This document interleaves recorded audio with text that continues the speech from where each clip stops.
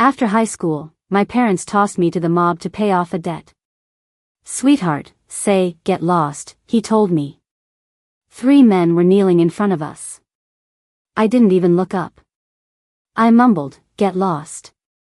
He kissed me hard. "Wow, amazing." I slapped him. "I'm reading. Stop bothering me." The boss lay in my arms, whimpering, "You hit me again." My parents dropped me off in front of a door and just drove away. While I was confused and didn't know what to do, a group of guys tied me up and threw me into a cell-like room.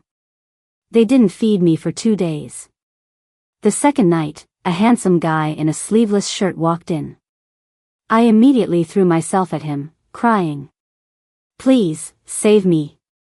I'm so hungry." That night, Jerry fed me, gave me water, and carried me back to his bedroom. His eyes devoured me, like he'd just found some precious treasure. The immense fear gave me constant nightmares. "From now on, I'll be your protector." "Don't be afraid," Jerry said. "Will you let me go to school?" "Yes, I'll pay for it." "What do you want in return?" "Stay with me, and when you're old enough, marry me," Jerry said. With that handsome face and those tight abs? Of course, I would. After that day, Jerry did everything I said. He said he'd never been to school, hadn't read much, and asked me not to trick him. So innocent, but I loved it. He introduced me to all his men. I recognized the guys who'd thrown me into the cell. I walked over and started punching and kicking them, yelling as I did. Jerry, standing nearby, was terrified. "Stella, that's enough. Your hands will get sore." Jerry tenderly took my hand and placed it on his own cheek. I slapped him. He looked at me, stunned. "Baby, why did you hit me? Weren't you the one who had them lock me up?" He came over and hugged me again, looking incredibly wronged. I was wrong. I ran wild in the apartment all day, and Jerry let me. Mostly because he didn't have time to deal with me. He'd be gone for days at a time, which made my mind race. It was the 3rd day he hadn't come home. I heard a gasp, and suddenly something was pressing down on me. I shot up and slapped him. In the dark, his eyes were wide, and he looked at me pitifully. "That hurts." I didn't mean to hit him, I was startled awake. I opened my arms and pulled him into a hug. "Serves you right for staying out all night." He collapsed into my arms, hissing in pain. I hadn't even done anything to him. Something felt wrong. I flicked on the light and almost slapped him again. His mouth was bleeding, and he was covered in injuries. It terrified me. He quickly grabbed my hand and pulled me down to lie beside him. "Don't hit me anymore. It really hurts." I got up to treat his wounds. His business was his own. If he didn't tell me, I didn't ask. But this was the first time he'd come home injured. Later, as we got closer, he started opening up to me. I wasn't messing around. "I was out getting beaten up," he said. "Serves you right." "You're a bad guy," I said. "Yeah, but am I good to you?" I looked at the closet full of clothes, the room full of dolls, and the box full of jewelry, nodded, and said, "Yes." The school I was going to wasn't near him. The day I got my acceptance letter, he was really unhappy. He was afraid I'd run away. Then he smiled wryly. "Forget it. If you run, I'll accept it." He wasn't old, but he acted very mature. He went with me on registration day. He looked at all the young, vibrant students on campus. His eyes looked a little dim. While I went to sign in, he waited for me under a tree. When I looked back, he was smiling and talking to a girl. I stormed over. "What are you doing?" I demanded. He looked at me, flustered. She was asking for directions. "You just got here. You don't know your way around either," I said. "I just looked at this brochure. I pretty much know it now." Even though he was totally love-struck, he was pretty sharp. The girls saw we were about to fight and quickly ran off. If you're answering a question, just answer it. Why were you grinning like that? He stared at me blankly and instinctively apologized. I was wrong. I walked ahead in a huff, and he chased after me, pulling the suitcase. I thought to myself, I can't let this lovable goofball go to someone else. He grabbed my arm, looking troubled. Next time someone talks to me, I won't answer them. I immediately jumped into his arms and hugged him. You have to answer, or it's rude. He was completely bewildered by my contradictory opinions. But as long as I didn't cross his lines, he'd let me do whatever. What were his lines? I hadn't figured them out yet. He pulled me back. Baby, you went the wrong way. I looked at him, speechless. He grinned. As we walked, he asked me hesitantly, are you jealous? Where'd you learn that word? I peeked at your novels.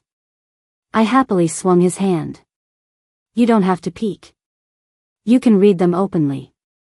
He excitedly kissed my cheek, his face beaming with happiness. A little too easy to please? He asked me what he should say if my roommates asked who he was. I said casually. Say you're my baby. He thought about it seriously. Can't I say I'm your husband? We're not married yet. His hand tightened. He wasn't happy. When we got to the dorm, my roommates greeted me cheerfully. Jerry diligently took out a cloth and wipes to clean my desk and wardrobe. A roommate asked him who he was to me. He hesitated, then said, I'm her baby. My roommate shrieked. Where can I get a boyfriend like that?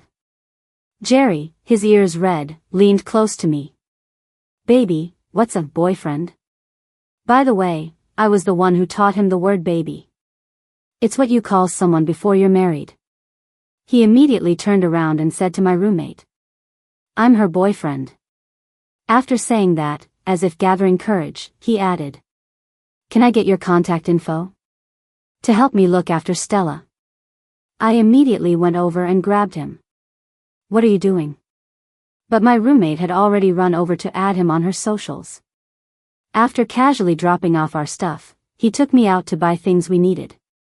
I ignored him the whole way. He followed me, looking pitiful. I bought things, he paid, and he carried them. I'd taught him a trick. When I was really mad, he should pull me into a corner and kiss me. Kiss me until I wasn't angry anymore. He immediately dropped the bags and forcefully pulled me to a deserted corner.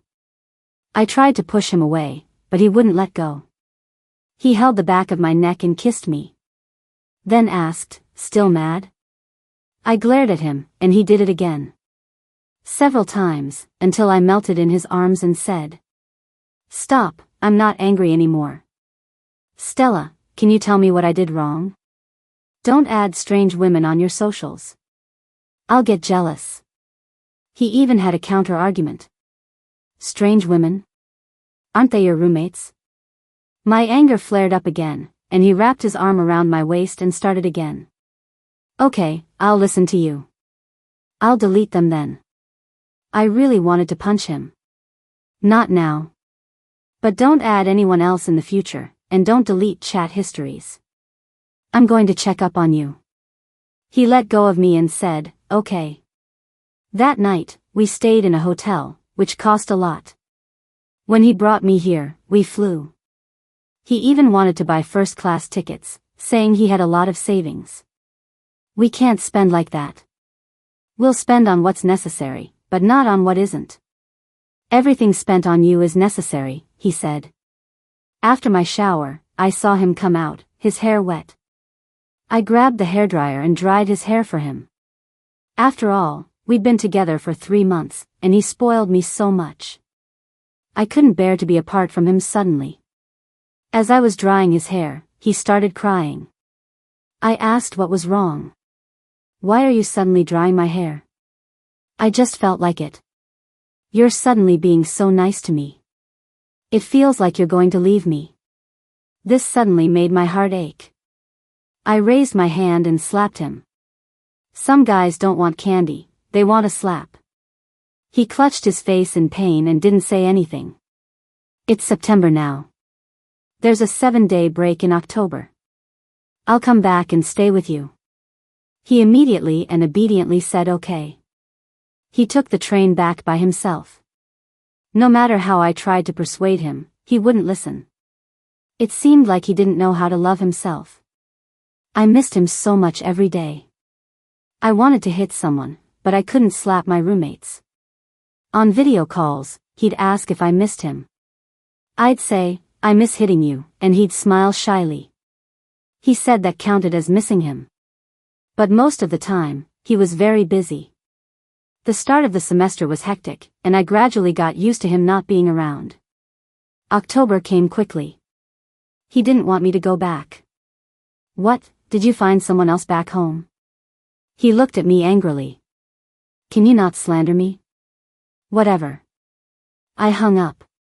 Everyone else went home, and I'd already canceled plans with friends who'd invited me out. So I could only wander around by myself every day. Jerry had bought me a camera, so I took it with me to visit tourist spots. On the 5th day, I went hiking and made it halfway up the mountain. I was exhausted, practically dead on my feet. I suddenly got really annoyed. If he were with me, I wouldn't be this tired. I wasn't mad at him, I was mad at the long-distance relationship. A familiar pair of sneakers appeared in front of me. I looked up and saw him, covered in sweat. Someone behind him grabbed his collar. "You bumped into my wife. Don't you know how to apologize?" His eyes instantly darkened, and a menacing aura surrounded him. I immediately pulled him behind me. He wouldn't fight back against me, but that didn't mean he wouldn't fight back against others. "I'm so sorry. I just sprained my ankle," and he was a bit anxious to check on me. I apologized. I quickly took out a yogurt drink and gave it to their little baby. "Ma'am, I'm sorry, really sorry." The woman was kind-hearted and pulled her husband away. "Why apologize? I could have taken him." He looked stubborn. I gently patted his face. "If you do something wrong, you have to apologize." "I only apologize to you," he said stubbornly. "Jerry, no matter who it is, if you're wrong, you apologize." He didn't quite understand and immediately squatted down to look at my foot. I pulled him up. I was lying to them. "It's not sprained." He hugged me and said, "I missed you so much." Ripples spread through my heart, like gentle water droplets. I sat down, got him a bottle of water, and wiped the sweat off him. He looked at me happily. "I had some things to deal with these past few days, so I didn't let you come back." "I'm sorry I couldn't be with you," he said. "I came to find you as soon as I was done." He explained earnestly, afraid I wouldn't believe him. "How did you know I was here?" He looked at me hesitantly. "Promise you won't get mad first, then I'll tell you. Did you put a tracker on me?" He blinked. I was wrong. "Baby, you're so smart." He looked at me in surprise. I hadn't hit him, I'd even praised him. To make up for the lie he just told, he carried me up the mountain. We took the cable car down. It was my first time on a cable car, and I was terrified. "Don't be afraid. Even if we fall, I won't let you die," he said. I wanted to slap him again but resisted. "What are you saying?" "Quick, say, knock on wood."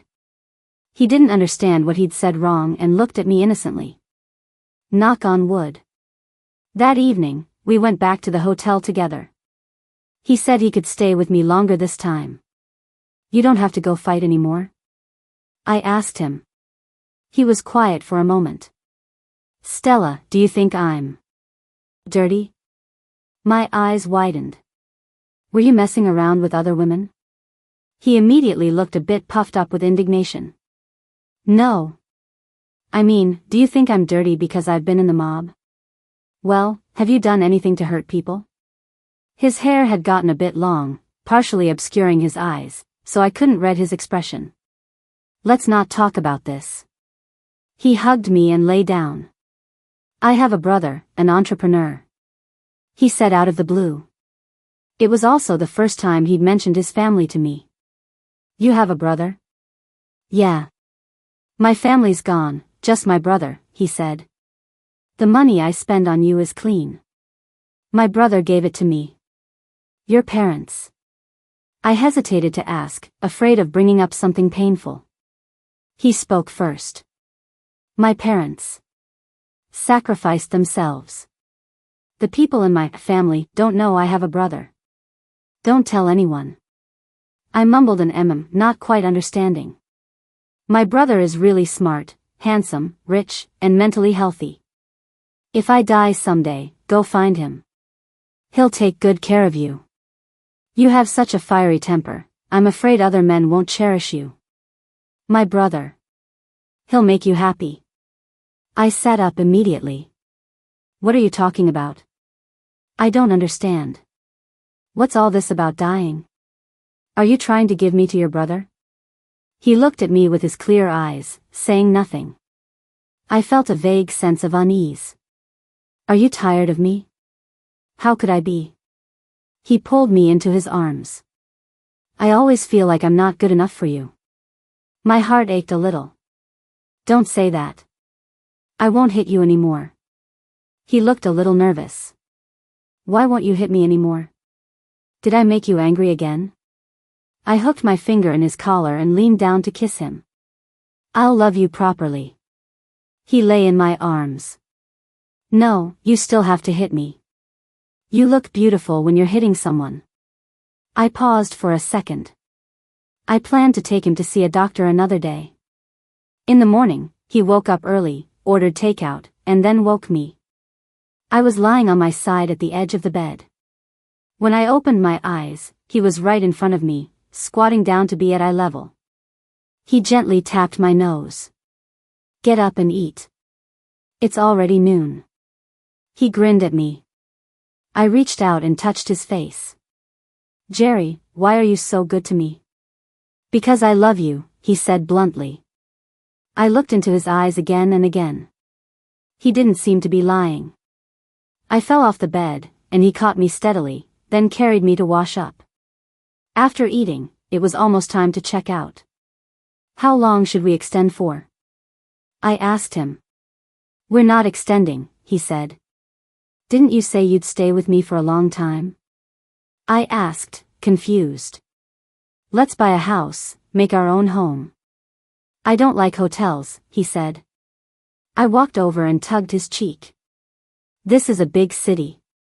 Buying a house is really expensive. Wake up. I have enough money, he said. We checked out of the hotel and went straight to look at houses. We can't possibly see everything in one day, can we? I asked. I've already made arrangements. We can just go look, he said. I poked his cheek with my finger. So capable. Every time I praised him, he couldn't help blushing. The houses were in two categories, school district homes and downtown commercial area homes. How about I get you one of each? He said. Are you planning for us to sleep in separate houses? I looked at him, puzzled. If you get tired of one, you can sleep in the other, he said. These two areas are safer. In the end, we chose the one in the commercial district because we liked its decor. It was almost fully furnished, we just needed to decorate it to our taste. It was a large apartment on one floor. Even though I was good at school, I hadn't seen much of the world. Standing by the floor-to-ceiling window, looking at the bustling commercial street, it felt a bit unreal. He hugged me from behind, resting his head on my shoulder. Jerry, please stop fighting, okay? I was feeling sentimental, waiting for him to look at me deeply and say okay. He said flatly, no. I immediately grabbed his hair. What did you say? Ow, I was wrong. He grabbed my hand. He was just faking it. I hadn't even pulled hard. For those 10 days, we barely went out. We looked at a lot of fun things online together, waiting for packages to arrive. He was a great cook. Every morning when I was getting ready, he'd be busy in the kitchen. He'd make me all sorts of delicious food, different every day. He said, I'll cook every dish I know for you, so whenever you eat something familiar, you'll think of me. In every place we could lie down, he held me and we'd nap. Jerry, you're not actually an idiot, are you? I asked worriedly. If you say I am, then I am. He was always so obedient. I want to leave a trace in every place. Lately, his words often confused me. It felt like he was saying goodbye. On the day the break ended, he got a phone call. I was reading in the living room. He stepped away to take it. When he came back, his face was troubled. Stella, He didn't have to say it. I knew he was leaving. He'd clearly said he'd stay with me, and now he was going. I angrily threw my book on the floor and stormed towards the bedroom. He chased after me and grabbed me. Don't be angry by yourself. Hit me, okay? He said. Get lost. I tried to shake his hand off but couldn't. He pulled me into his arms and leaned his head against mine. Stella, I'm sorry, Stella, it's all my fault. His eyes were red as he apologized over and over. Jerry, I want to be with you forever. Can you please not go? His arms around me tensed for a moment, then he pressed me even tighter into his embrace. In the end, he walked me to the school gate. I held his hand, unwilling to let go.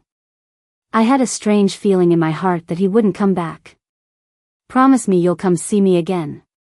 I looked at him stubbornly. He cupped my face and carefully kissed me. Then you promise me that next time I come, you'll forgive me for whatever wrong thing I do. He stared straight into my eyes. I had so many questions. What wrong thing could he possibly do that would need my forgiveness? After all, if he got into fights, my forgiveness wouldn't change anything. Okay, I said. Eat well, take care of yourself, and don't make me worry. He lowered his head and nuzzled my cheek. Stella, I love you so much. I love you too, Jerry. After he left, life returned to its usual quiet rhythm. Winter break arrived quickly. I called him, wanting to go back to his place. Stella, go stay at our house. Don't come back here for winter break. Your brother is very busy. I was furious and gave him the silent treatment. And then he really did stop contacting me. I sat by the floor-to-ceiling window and started to doubt myself. Was I too awful to him? Did he not want me anymore? I called him, and he became increasingly impatient. I'm very busy. Don't you understand? But I miss you so much, I cried as I spoke, and he hung up on me. He used to tell me he couldn't bear to see me cry. Now, even that didn't work. After that, I didn't dare call him anymore. Gradually, we lost touch. The next semester, a big shot came to school to give a lecture. I heard he was a young entrepreneur. Looking at the person and name on the notice board, tears welled up in my eyes. Larry. Did everyone look like him to me now? Until I was sitting in the auditorium, watching that person in a sharp suit standing on the stage. I was dumbfounded. He looked exactly the same. Were they twins? I picked up my phone to call Jerry. I hadn't been able to reach him for a long time. He was very articulate, not like my goofy Jerry, and spoke eloquently about his company culture. I couldn't hear a single word. Several times, I suspected the person on stage was looking at me. After the lecture, they had a small recruitment reception. It was for the junior and senior girls. We were only freshmen, it wasn't for us. But inevitably, some freshmen and sophomores snuck in, drawn by his good looks. Messages kept popping up in the dorm group chat. Stella, does your boyfriend have a twin brother? How can they look so alike? I was looking at the messages and not paying attention, bumping into the person in front of me. Excuse me. As soon as I said it and looked up, I saw Larry. No problem. Are you okay? He asked politely. I stared at him without speaking. My staring made him a bit uncomfortable. He called out. Miss? You don't recognize me? I asked. Miss Stella, I know you have many doubts. If it's convenient, please come find me when you have time. He handed me a business card and walked onto the stage. I looked at the card in my hand. It said Chairman, Lynn Corporation. I had a bad feeling. His recruitment reception lasted for 2 hours. I waited for him for 2 hours. Then I followed him out of the school gate. Before getting into his car, he stopped, turned, and saw me. Then he made a pleased gesture. I ran over and got into the business van with him. "Where's Jerry?" I asked him point blank. He fiddled with the watch on his wrist and chuckled twice. "Looks like you really fell for him. I thought you might mistake me for him." He exuded a businessman's arrogance, confidence, and ambition. My goofball only exuded goofiness. I hadn't wanted to cry, but I was already falling apart inside. Looking back at every moment, I couldn't find any proof that he didn't love me. Even when he gave me the cold shoulder later, he must have had some secret. "Don't cry." He reached out to wipe my tears, but I moved away. An awkward silence filled the car. He rested his hands on his knees, looking a bit troubled. "Stella, Jerry. He's missing." I looked at him, confused. "What do you mean, missing?" Larry told me everything. Jerry's last name was Lynn. His parents were police officers.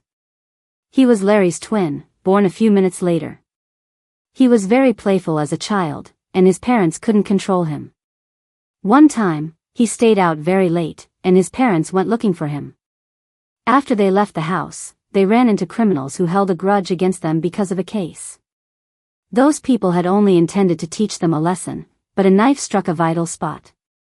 Jerry had just returned home when he saw the bloody scene downstairs. After that day, Jerry was consumed by guilt, believing he was responsible for his parents' deaths. If he hadn't been out playing, if his parents hadn't gone out to find him that day, they wouldn't have died. He secretly ran away from home and joined the ranks of those criminals. For so many years, despite attempts to persuade him, he never turned back. One time, he was thrown out to beg on the streets. It was a test from the criminals. Their boss believed that criminals couldn't have dignity. It was on that day, while Jerry was begging on the street, that he met me, who was out late. My thoughts drifted back many years. I had walked up to an older boy and squatted down. I put my last bit of pocket money into his bowl and smiled at him. After that day, Jerry couldn't help but come to my school area frequently to see me. Of course, I had no memory of it because I hadn't noticed. After he truly integrated with those people, his boss told him, "You like that girl?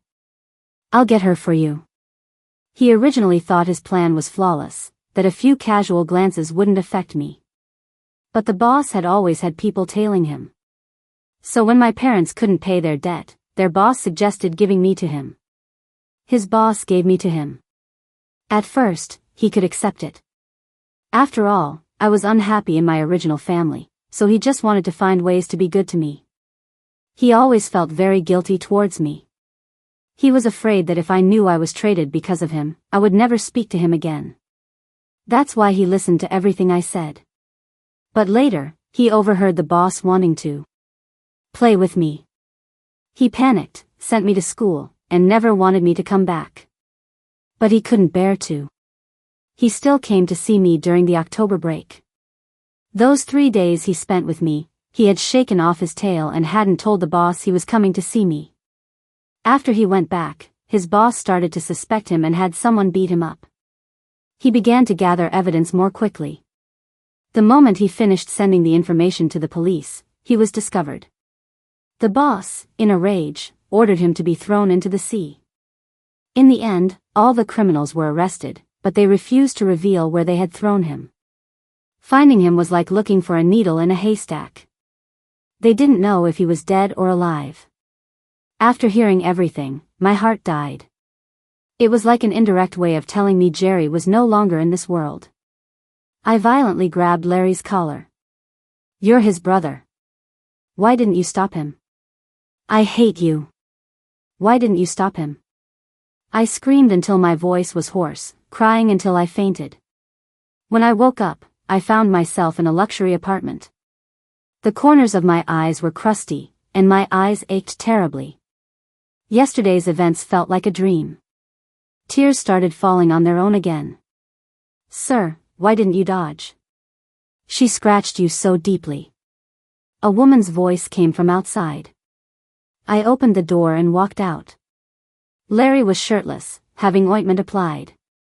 As I approached, the woman immediately stepped in front of me. "Miss, if you scratch him again, the wound will get infected. Auntie, you can go. She won't scratch again." Andy frowned and moved away from me.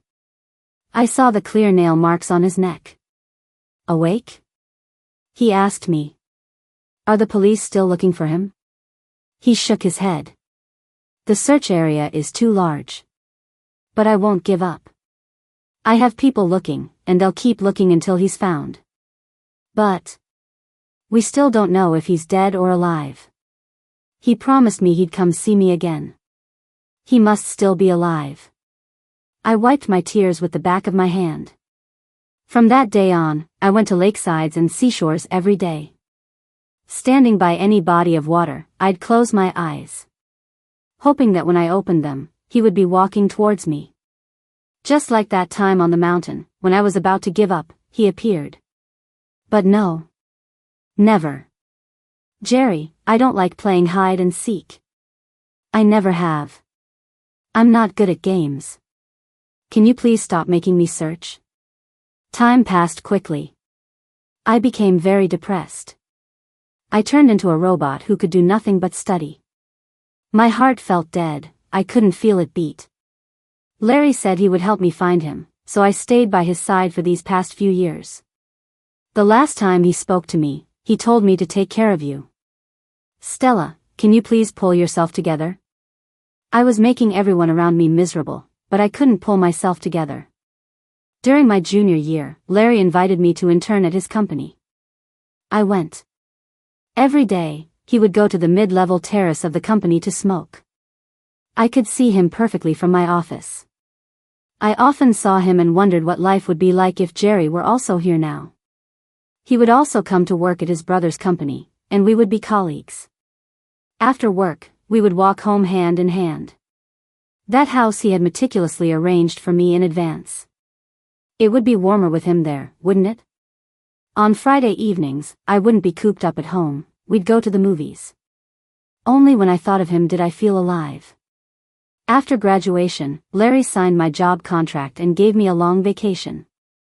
"Stella, go relax, clear your head. Travel along the coast. Maybe Jerry misses you too." So, I dragged my suitcase and started traveling along the coast. I don't know if it was my imagination, but I had a kind of psychic feeling. He's not here. Keep going. By the time I reached the 37th guest house, I started having insomnia. I couldn't sleep. My heart was racing. I suspected I was sick. I went to a local hospital for a checkup. I was perfectly healthy. Just some fatigue. The doctor told me to get more rest. On the day I was preparing to leave, the guest house owner said she was going to the village to buy fresh flowers from the villagers. "Miss Stella, want to come? The flowers there are beautiful." Persuaded by the owner, and with a strange sense of anticipation in my heart, I extended my stay for another 3 days. That village, they mostly grow roses. They're so pretty. "I'll take some nice photos of you then," the owner said. I went, and it was indeed beautiful, a stunning sight. The owner took a few photos of me and then went to do business. This small village was quite lively, almost entirely dealing in flowers. I walked on rainbow-colored paving stones, following a small path to the seaside. There were a few shops on the beach, but they sold swimsuits, ice cream, and things like that. I found a place to sit, gazing at the boundless sea, my eyes growing a little moist. I really wanted to shout his name. Soon, as I was spacing out, a bouquet of pink roses was extended in front of me. "Miss, buy some flowers?" An incredibly familiar voice. My heart skipped a beat. I turned and saw that familiar face. Instinctively, I raised my hand and slapped him. He clutched his face, stunned for a long moment. I couldn't tell if it was real or a fantasy, equally stunned. If you don't want to buy, fine, but why hit someone? He walked over and thrust the flowers at me. They're yours, no charge. Just don't hit people in the future. He never looked up at me. Jerry, I'm sorry, I won't hit you anymore. I stepped forward and hugged him from behind. I missed you so much. Please don't leave me, okay? The person in my arms stiffened. I held him and wept bitterly. A girl's sharp voice came from the distance, mute. Where are you? He immediately pushed me away. When she comes over, you have to say I sold you the flowers. Don't argue with her. She's very bossy. Otherwise, she'll go back and hit me. Before I could react, a girl with pigtails walked over and started punching and kicking him. I turned my back for a second, and you run off again. My fists clenched. I wanted to pull her hair, to beat her up. Where did these flowers come from? She asked me rudely. He looked at me pitifully from behind her, silently pleading for me not to expose him. He sold them to me. I haven't paid yet. The girl held out a QR code. Then scan it. My eyebrows must have been knitted together. When I took out my phone, my hands were shaking. The girl looked at my tear-reddened eyes, sizing me up. Finally, she pulled him away. I watched their backs, not knowing what to do. From a distance, he glanced back at me, and the woman slapped him on the head. That was Jerry. He had a tiny mole just above his throat, exactly like Jerry's. Even I wouldn't hit him like that. Why was she treating him this way? Just as they were about to disappear, I suddenly remembered something and ran after them. I memorized the house they went into. I nervously called Larry. As soon as the call connected, I couldn't help but cry. What's wrong? Stella, did something happen to you? Larry asked anxiously. Larry, I saw Jerry. He doesn't seem to recognize me. I cried louder and louder. Where are you? The sound of things being gathered came from his end. Stella, are you safe right now? Larry asked. Larry, please, you have to come quickly. I waited in the village for half a day. It was already afternoon. The sun was glaring.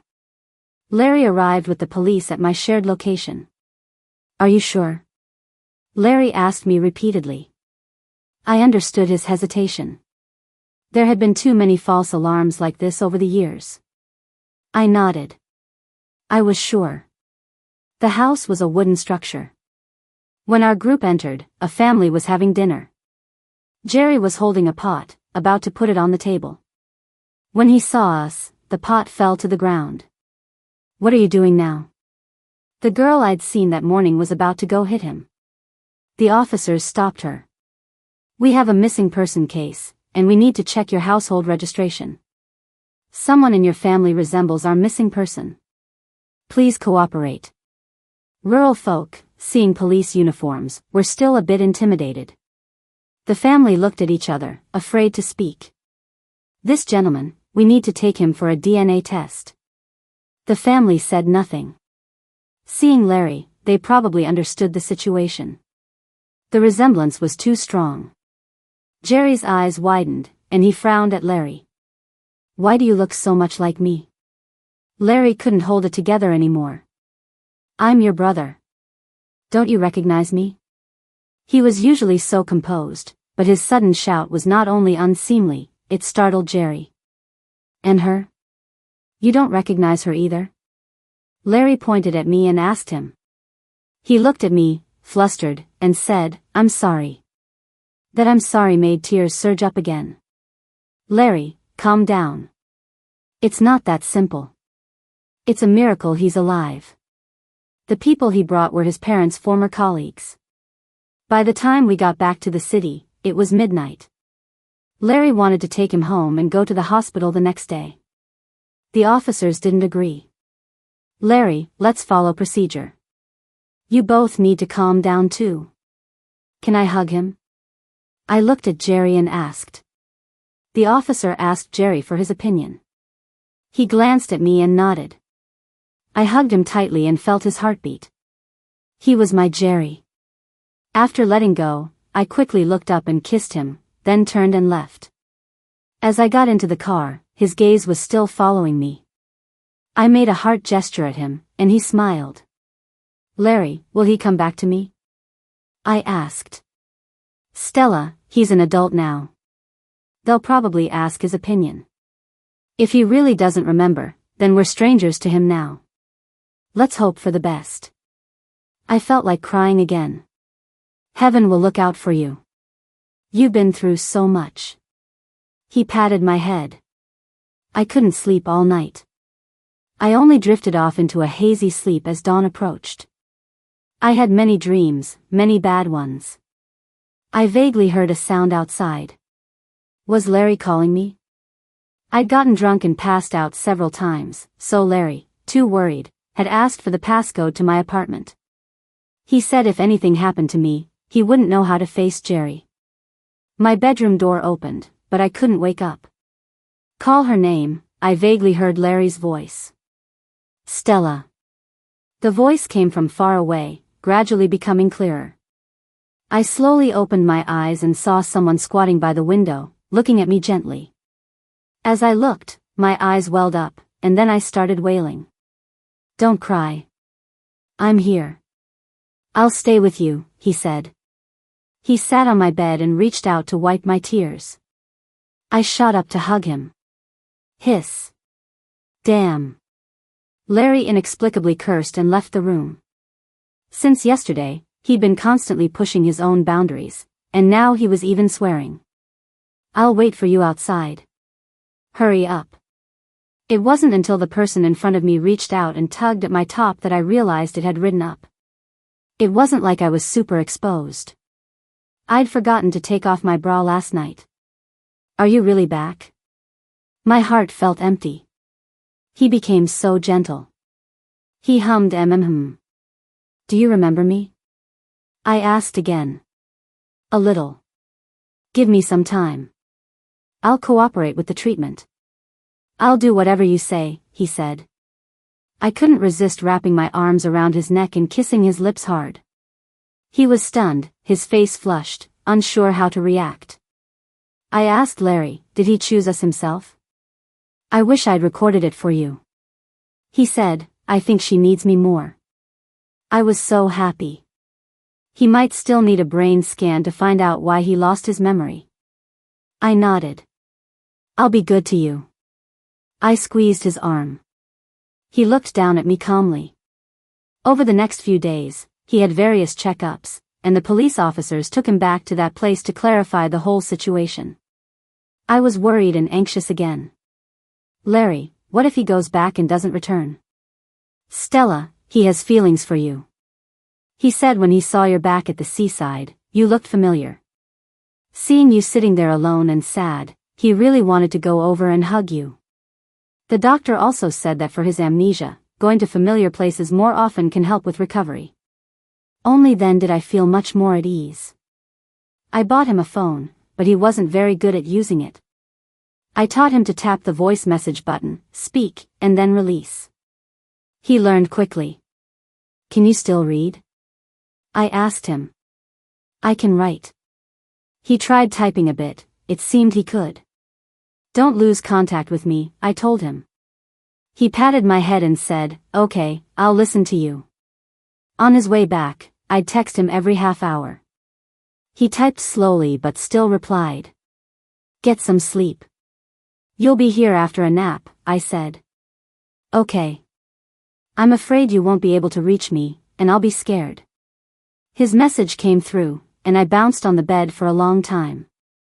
One of life's greatest joys, getting something back after losing it. I'm not scared. I trust you. Get some rest. He was very obedient and didn't reply after that. I also went back for an afternoon nap. As soon as I woke up, I called him. Are you on your way back now? Stella, the officers went back first. I'll take a cab back myself tomorrow.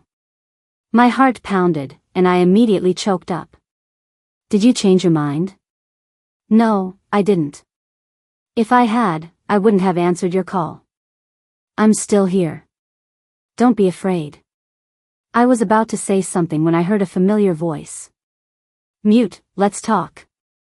I'm hanging up now. Don't worry. I had just put down the phone when my doorbell rang.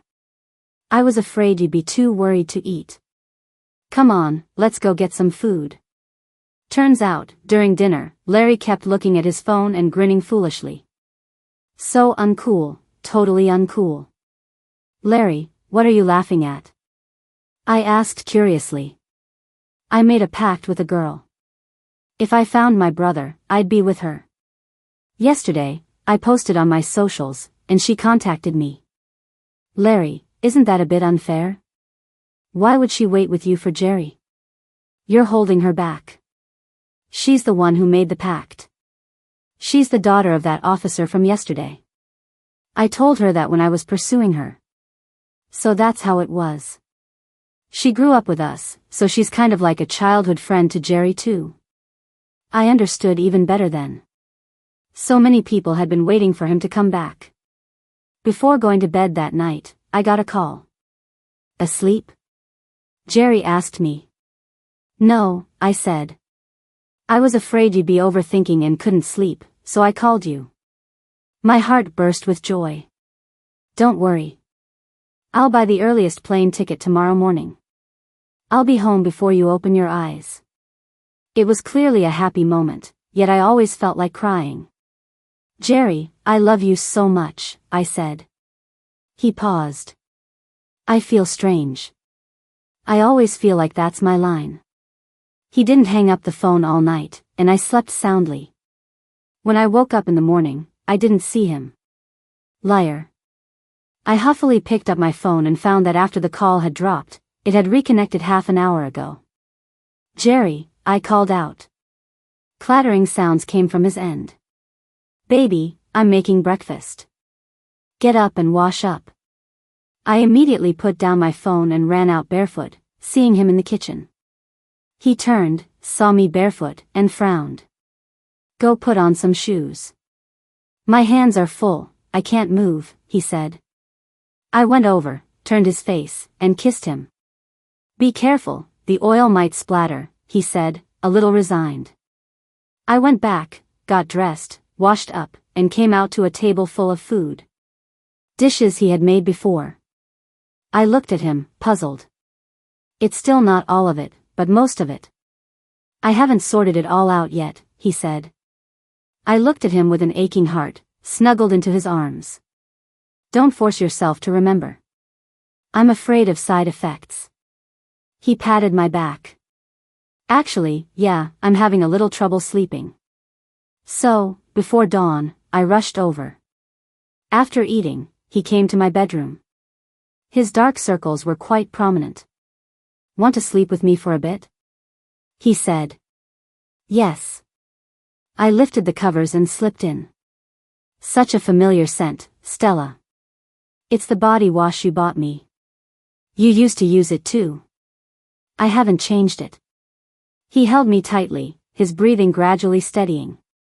I had slept too much and couldn't fall asleep. I gently touched the back of his head. I was so happy. After a week, he gradually became familiar with the house. I planned to take him hiking and visit the school again. The place we stayed during the summer after senior year of high school. I wondered what it was like now. We should visit if we had time.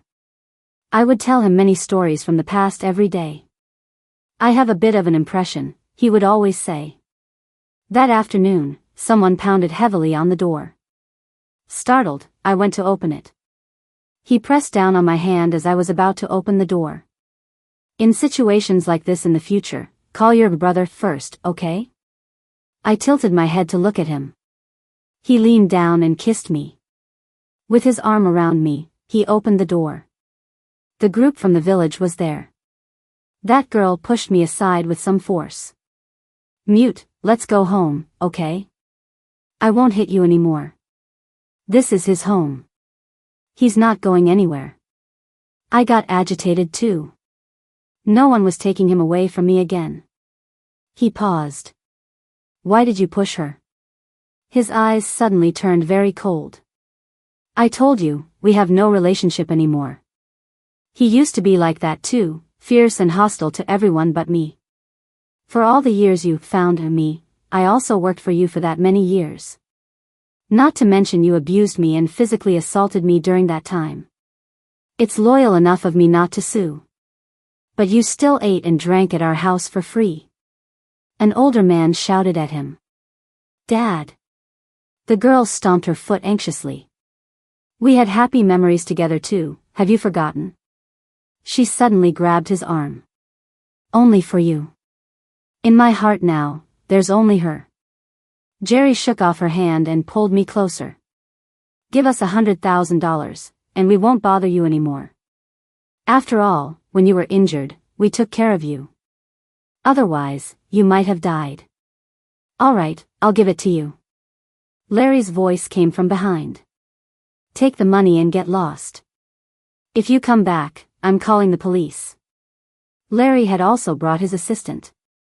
He immediately transferred the money to them. As the girl left, she seemed a bit reluctant. I quickly hugged Jerry, feeling a little uneasy. Don't be afraid. Even if you try to drive me away, I won't leave again, he said. How long are you two going to hug? Larry ruthlessly interrupted us. Larry placed a pile of documents and contracts in front of Jerry. You don't need to read them. Just sign and put your fingerprint. Share transfer agreements, property deeds, and all sorts of things. Welcome home, little brother. These are gifts I've always kept for you. Over a year later, I was back at the company, swamped with work. A hand wrapped around my waist. Baby, you're ignoring me again. Can't you see I'm swamped? He quickly pecked my cheek. It's Friday. See you tonight. He walked out of the office. Over the past year, his memory had mostly returned, about 70–80%, and he could pretty much piece things together. He said it wasn't that he completely couldn't remember, things had just been hazy before. He'd even thought about leaving them to try and find his memories. But they controlled him too strictly, and he had no money to live on his own. The person who threw him into the sea back then was someone he had once mentored, so they hadn't been too harsh and had avoided fatal injuries. That's why he survived. Our lives got back on track. Bro, don't exploit my baby like this. She doesn't even have time for me. Jerry's pouting voice came from inside. You have talent, but you can't just fool around. You should learn from your baby, she's very serious. Can you let me manage her? No. She's best in the secretarial department. She's one of us, I can trust her. On TV, secretaries are just pretty faces who stand around. But here, she's running around busy all day. Jerry Lynn, shut up. How's the project progressing? You come to the office to complain every day. I walked in and handed the documents to Larry. I've reviewed the contract. There are no issues, it can be signed directly. I turned my head and saw him looking utterly wronged, standing there as if being punished. Larry, I'm done with my work. I'm heading off. Larry said, okay. Jerry, let's go. He had been sulking, but when he heard me, he started walking and followed me, hooking his arm around my waist again. Can you please mind your image a bit at the company? I said to him. No. If I mind my image, what if someone else snatches you away? In the office, I sat in his lap, looking at my phone to book movie tickets. It was Friday. After the movie, we'd go home and have our own kind of fun. Then we could sleep until noon tomorrow. His chin rested on my shoulder, his hand gently pressing my stomach. How many popcorns should we get? 1. Large, he said. After ordering 2 drinks, we walked out of the company hand in hand. The next day, I woke up and had already forgotten what movie we watched last night. I'm hungry, I told him. He gently kissed my forehead, got out of bed, and went to make food. I stood by the floor-to-ceiling window, stretching. He came over and patted me. Go get dressed. The people in the building opposite might be able to see. I turned back and playfully bit his lip. Honey, this window is one-way glass from the outside. He got excited and didn't let go of me for a long time. That day, when he was taking on a project, a female client took a liking to him. In front of me, she practically undressed him with her eyes. Baby, I'm sorry, I really didn't do anything. He followed behind me, chattering non-stop. I was really wrong. Please don't be angry, okay? I kept ignoring him. When we got into the office, he pinned me against the wall. Someone behind us coughed twice. This isn't a deserted island, Jerry. Can you be a little more reserved? I broke free from him and handed the project file to Larry. Her character is questionable. We might want to reconsider collaborating. Feels a bit risky. The assistant just checked. Her credit is indeed a bit low.